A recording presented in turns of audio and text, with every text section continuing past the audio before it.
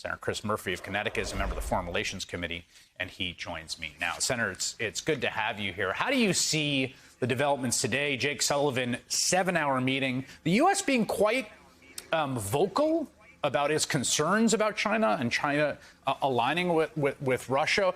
How do you assess this? I think a lot of people scratched their head a bit in the early days of this conflict and the weeks leading up to it, asking why President Biden wasn't acting unilaterally without Europe. And the reason for that is first that he just believed that it would be the strongest response to Russia to do these economic sanctions together, but because President Biden has been around long enough to know that the Chinese don't listen to you if you are speaking only for your own country. What they listen to is multilateral consequences. And so we can take a strong position with China right now, because if they do decide to get into some military deal with the Russians to resupply what they have lost on the battlefield, it is now not the United States that's going to hand consequences to China, but the United States and an unprecedented array of allies that have been put in place by the president. So you're right. These are tough words from the United States with China, but this president, President Biden, is playing a pretty strong hand right now. And I think that has caused the Chinese to sort of step back and do an assessment of whether this is in their best interest to stay allied with Russia on this increasingly disastrous invasion. You know, obviously, the primary thing that we're watching is this brutal human suffering, right? The destruction of cities, the destruction of people's lives, death and injury at a massive scale. Again, all completely avoidable, all completely unjustifiable, indefensible, in my view. It just didn't have to happen, right? When you take a step back, though, and you look at what's happened here, I mean, we built up a system, what we call globalization, post-1991, right, where the Cold War was gone and all kinds of interactions happened across all kinds of different populaces.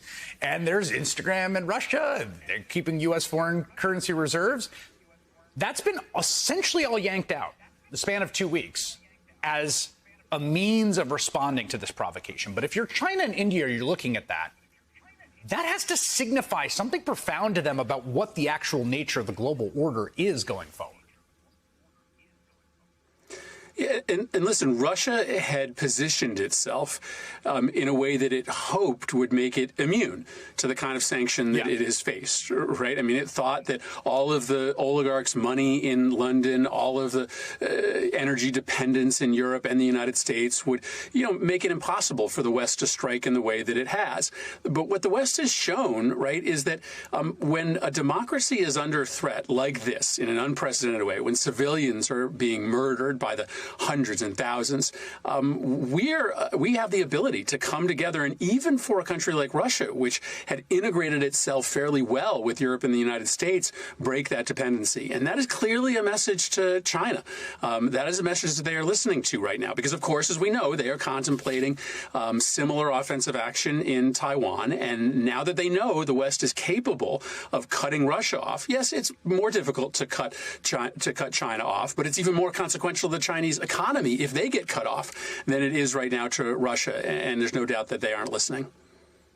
There is, I think, this sense that a lot of people have watching this unfold. We're watching this almost in an unprecedented fashion in real time. This is true of Syria a little bit. It's been true of other conflicts, but really more than anything that we've ever seen, right? I mean, the internet is still up and running in some places that have been brutalized. We're seeing these images. There's a sense that people want to do more. There's also, of course, as I said, the grim logic of mutually assured destruction, which is a Cold War relic, though it may be, hangs over all of this.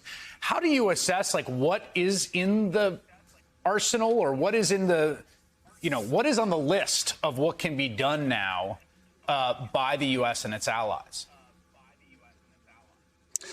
So there are short-term steps, and then there are long-term steps. Listen, there's certainly still an ability to get defensive supplies and offensive supplies into the Ukrainians. Obviously, we have drawn a line here, which I think is a smart one, that we are not going to get into a direct conflict with Russia, but there's still plenty that we can do for them. There is also the effort, as you mentioned, to cut off Russia's escape routes. Their primary escape route is to China, but they are also looking at the Indian government. are looking to Africa to find other places to put their oil. We can cut off those escape routes. So that moment of decision for Putin, where he has nowhere else to go but to sue for peace, but to withdraw his troops, comes earlier.